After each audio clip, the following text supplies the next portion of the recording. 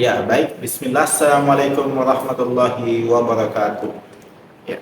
Selamat pagi anak-anak sekalian. Semoga anak-anakku sekalian dalam lindungan Allah Subhanahu wa taala. Alhamdulillah, pada kesempatan hari ini kita kembali dipertemukan dalam mata pelajaran PAI. Ya. Bapak berharap anak-anakku sekalian mampu mengikuti pelajaran dengan baik, dengan penuh semangat serta kegigihan yang kuat untuk mengetahui ilmu-ilmu yang akan sebentar kita terima. Sebelum kita memulai pembelajaran kita, marilah kita membaca doa. Doa dimulai. Doa selesai. Ya, pertama-tama Bapak akan mengabsen. Alhamdulillah hadir semua. Ya, pada kesempatan pagi hari ini kita akan mempelajari apa itu iman kepada malaikat. Ya.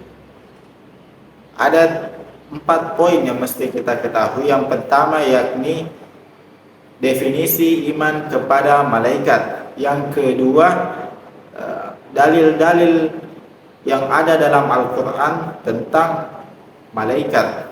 Yang ketiga yakni mengetahui sikap atau perilaku malaikat. Dan yang keempat yakni nama dan tugas-tugas malaikat. Apa itu iman? Iman yakni percaya atau yakin, sedangkan iman kepada malaikat artinya percaya atau yakin akan keberadaan makhluk Allah Subhanahu wa taala, yakni malaikat yang Allah ciptakan dari cahaya dan memiliki tugas dan fungsi berbeda-beda sesuai dengan kehendak Allah Subhanahu wa taala. Iya, adapun dalil tentang keberadaan malaikat ini ada pada surah Al-Anbiya ayat 19 yang berbunyi walahu ma fis samawati wa ma fil ard wa man indahu la yastakbiruna an ibadihi wa la yastahsirun. Dan miliknya lah siapa yang ada di langit dan di bumi, dan malaikat-malaikat di sisinya tidak memiliki rasa angkuh untuk menyembahnya dan tidak pula merasa letih. Quran surah Al-Anbiya ayat 19. Jadi anak-anakku sekalian, meskipun kita tidak bisa melihat malaikat, tidak bisa menyentuh malaikat, namun kita harus meyakini bahwa keberadaan malaikat itu ada. Mengapa? Karena meyakini malaikat itu adalah salah satu dari rukun iman kita yang kedua. Jadi wajib hukumnya kita untuk meyakini keberadaan malaikat. Anak-anakku sekalian, setelah kita mengetahui dalil tentang malaikat, maka poin yang selanjutnya yang ingin Bapak sampaikan yakni sifat dan perilaku malaikat. Ya, yang pertama yakni malaikat selalu patuh kepada Allah Subhanahu wa taala dan tidak bermaksiat kepadanya. Yang kedua yakni malaikat tidak makan dan tidak pula minum. Yang ketiga, malaikat tidak berjenis kelamin. Ya, jadi malaikat ini tidak memiliki sifat atau kebutuhan yang seperti manusia pada umumnya.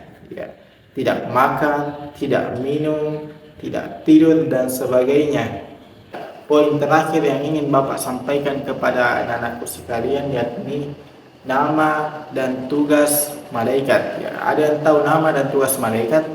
Ya, yang pertama adalah malaikat Jibril. Ya, malaikat Jibril ditugaskan oleh Allah untuk menyampaikan wahyu dari Allah Subhanahu wa taala kepada Nabiullah Muhammad sallallahu alaihi wasallam. Kemudian ada malaikat Mikail yang bertugas memberi rezeki. Kemudian ada malaikat Israfil yang bertugas meniup trompet sangkakala. Kemudian ada malaikat Israel yang bertugas mencabut nyawa. Kemudian ada malaikat Munkar dan Nakir yang bertugas menanyai kita di alam kubur kelak. Selanjutnya ada malaikat Rakib yang ditugaskan oleh Allah untuk mencatat amal-amal baik. Kemudian ada malaikat Atib, ia ditugaskan oleh Allah untuk mencatat amal buruk manusia. Kemudian ada yang namanya malaikat Malik, ya, ia ditugaskan oleh Allah untuk menjaga pintu neraka. Kemudian ada yang terakhir, ada malaikat Ridwan yang ditugaskan oleh Allah untuk menjaga pintu syurga, ya.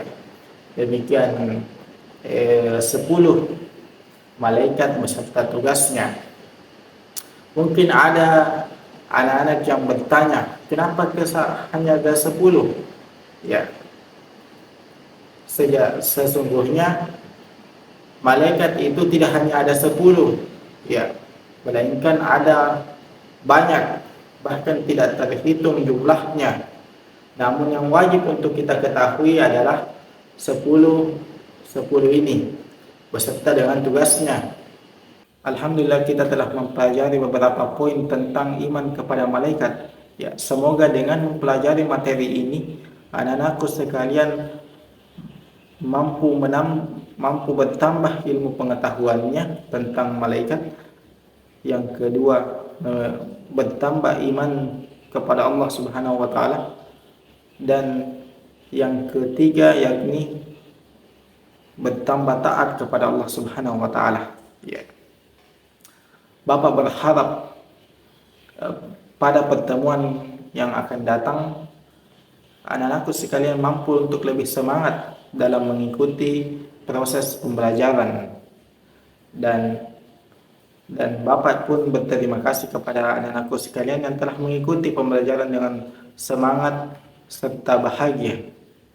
Demikian pertemuan kita pada kesempatan kali ini. Bapak ucapkan banyak-banyak terima kasih. Assalamualaikum warahmatullahi wabarakatuh.